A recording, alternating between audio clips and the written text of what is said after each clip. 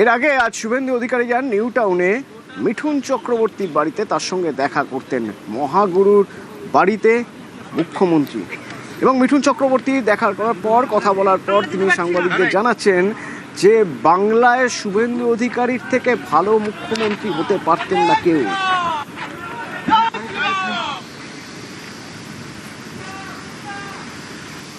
2021 সালের ফেব্রুয়ারি মাসে মাননীয় প্রধানমন্ত্রী নরেন্দ্র মোদী এই রাজ্যের পরিবর্তনের শপথ নিয়েছিলেন ব্রিগেডে। তার নিরলস পরিশ্রম, চেষ্টা এবং একটা কঠিন প্রতিকূল পরিস্থিতি 2021 নির্বাচন পরবর্তী হিসাবে যুবকদের উপরে, কর্মীদের উপরে, রাষ্ট্রবাদীদের উপরে আক্রমণ ঘচ্ছাড়া হওয়া, সব থেকে শুরু করে শেষের এই যে তার লড়াই সংগ্রাম স্বপ্নের বৃত্ত, তিনি গত 9 তারিখে অর্থাৎ গত শনিবার মাননীয় প্রধানমন্ত্রীর উপস্থিতিতে মহামহিম রাজ্যপালের দ্বারা ভারতীয় জনতা পার্টির প্রথম সরকারের মুখ্যমন্ত্রী এবং মন্ত্রিসভার শপথের মধ্য দিয়ে এই ব্যক্তিটি অত্যন্ত নিঃস্বার্থভাবে পশ্চিমবাংলার গত 15 বছরের যে বিপর্যয়, সেই জায়গা থেকে বাংলাকে বাঁচানোর জন্য, পশ্চিমবাংলার হিতগৌরব ফিরিয়ে আনার জন্য এবং এখানকার রাষ্ট্রবাদীদেরকে বাঁচানোর জন্য, বিশেষ করে মা, বোন, দিদি, কন্যা তাদের সুরক্ষিত করার জন্য তিনি নিরলস চেষ্টা করেছেন।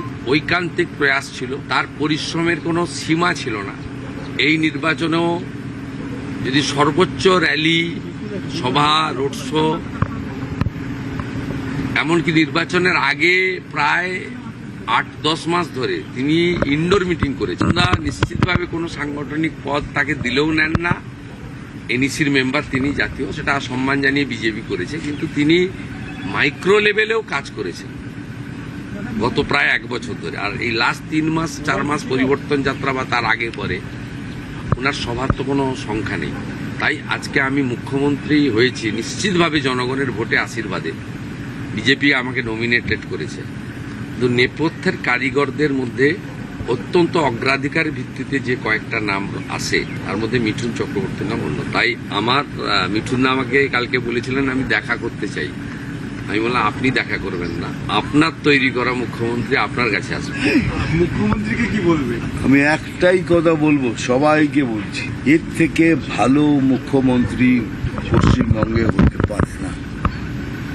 যে মুহূর্তে উনি শপথ নিয়েছেন তারপর থেকে কাজ করছেন, আপনারা দেখুন।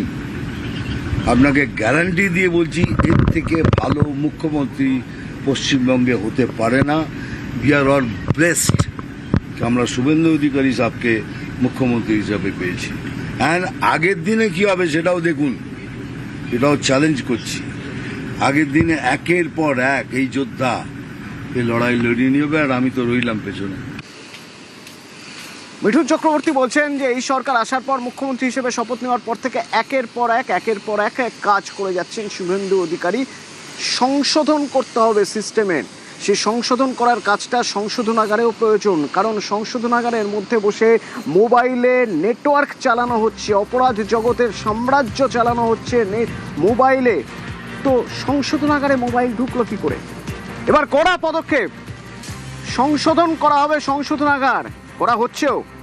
23টি ফোন বাজেয়াপ্ত করা হয়েছে জেলের মধ্যে থেকে। এই ফোনগুলো অপরাধ জগতের নেটওয়ার্ক চলতো এই ফোনগুলোর মাধ্যমে। প্রেসিডেন্সি জেলের সুপার সাসপেন্ড, প্রেসিডেন্সি জেলের চিফ কন্ট্রোলার দীপ্ত ঘড়াই সাসপেন্ড। জেল কর্তাদের সাসপেন্ড করে সিআইডিকে তদন্ত দিলেন যে 23টা ফোন পাওয়া গেছে এখনো পর্যন্ত ভিতর থেকে। এই ফোন কি করে ভিতরে যেত, এই নেটওয়ার্ক কিভাবে কাজ করতো, তা তদন্ত করতে হবে। সন্দেশখালীর কুখ্যাত ক্রিমিনাল শাহজাহান সহ যারা জেলে বসে এখনো নেটওয়ার্ক চালাচ্ছেন, তাদের বিরুদ্ধেও কারা কর্তৃপক্ষকে with the help of Kolkata police এবং রাজ্য পুলিশ অবিলম্বে ব্যবস্থা নেওয়ার জন্য নির্দেশ জারি করা হচ্ছে। এই প্রেসিডেন্সি জেলের ঘটনায় 2 জনকে সাসপেন্ড করছি। একজন mister N Kujur, superintendent of Presidency Correctional Home, আরেকজন দীপ্ত ঘোড়াই, chief controller of Presidency Correctional Home. শুধুমাত্র এটা উদ্ধার করে ওদের আইসোলেশন সেলে পাঠানো নয়, যাদের উপর দায়িত্ব দেওয়া আছে তাদেরকে বিরুদ্ধে প্রশাসনিক এবং ডিপার্টমেন্টাল লফুল অ্যাকশন যেটা আমরা নিতে পারি, সেই অ্যাকশনটা দিয়ে আমরা গোটা রাজ্যের সমস্ত অথরিটি এবং আধিকারিকদের এই বার্তা দিতে চাই, এবার থেকে সাবধান এবং সতর্ক হয়ে আপনাকে যে দায়িত্ব দেওয়া আছে, আপনার যে অ্যাকাউন্টেবিলিটি রয়েছে, সেই কাজটা করুন। শুধুমাত্র 21% এগেনস্টে অ্যাকশন নয়, কর্তব্যে অবহেলার জন্য এটি একটি দ্বিতীয় বড় পদক্ষেপ তিলজলার ফায়ারের পরে। সন্দেশখালী শেখ শাহজাহানের কথা বলছিলেন। শেখ শাহজাহান, আমরাই আপনাদের দেখিয়েছিলাম সাগরেদের ফোন করে কিভাবে হুমকি দিচ্ছেন সন্দেশখালীর মানুষদের, কোথা থেকে না জেলের মধ্যে থেকে। তো সেই জেলের মধ্যে এবার ফোন যদি ঢোকে তাহলে জেলের যে সংশ্লিষ্ট আধিকারিক আছেন তাদের বিরুদ্ধে কড়া পদক্ষেপ করা হবে। সন্দেশখালী খুশি, কারণ সন্দেশখালী টেনশনে ছিল, জেলে থেকেও তো নেটওয়ার্ক চালাচ্ছে শাহজাহান, সেই ভয় থেকে মুক্ত সন্দেশখালী।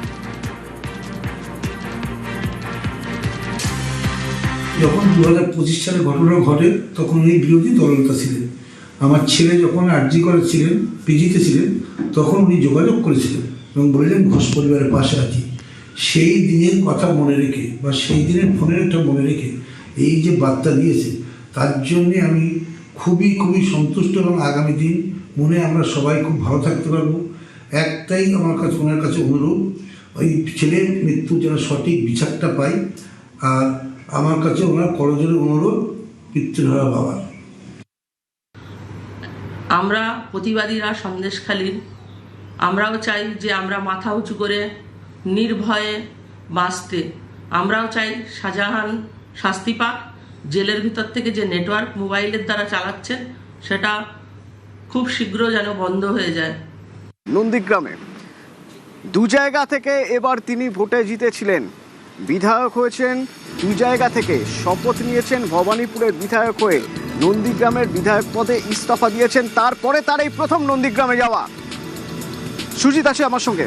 সুজিত, আমার সোমরাজ আছে আমার সঙ্গে। সোমরাজ, আমরা খেয়াল করেছিলাম যে যখন নন্দীগ্রাম তিনি ভবানীপুরের বিধায়ক হিসেবে শপথ নিচ্ছেন, তারপরেও বলেছেন যে নন্দীগ্রামের তিনি ছিলেন, তিনি আছেন, তিনি থাকবেন।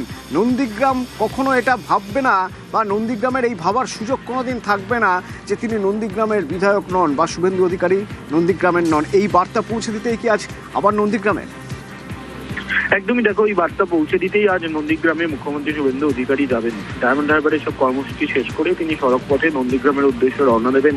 সন্ধ্যেবেলায় নন্দীগ্রামের রেয়াপাড়া যে পার্টি অফিস রয়েছে, সেই রেয়াপাড়া পার্টি অফিসের স্থানীয় নেতৃত্বের সঙ্গে তিনি বৈঠক করবেন এবং অবশ্যই জনসংযোগ করবেন।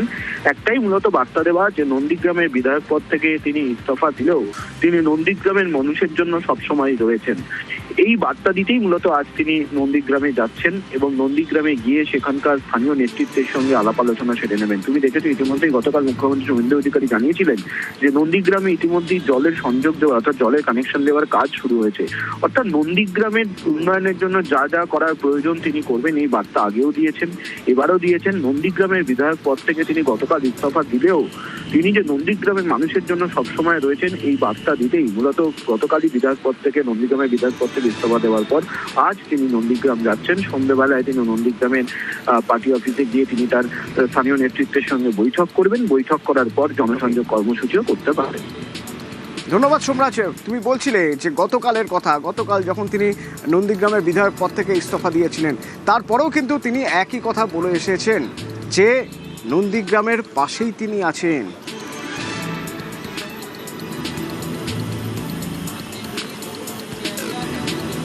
গ্রামের প্রত্যেকটি ভোটারের কাছে আমার আবেদন, বিধায়ক অন্য কেউ নির্বাচিত হলেও দায় দায়িত্ব, স্বপ্ন পূরণ, আশা ভালো রাখা, ভালো মন্দে থাকা, সব উন্নয়নে থাকা, বিধায়ক পরিষেবা কার্যালয় সহ সমস্ত রকম পরিষেবা আপনারা পাবেন। আপনাদের বন্ধু শুভেন্দু আপনাদের সঙ্গেই থাকবে।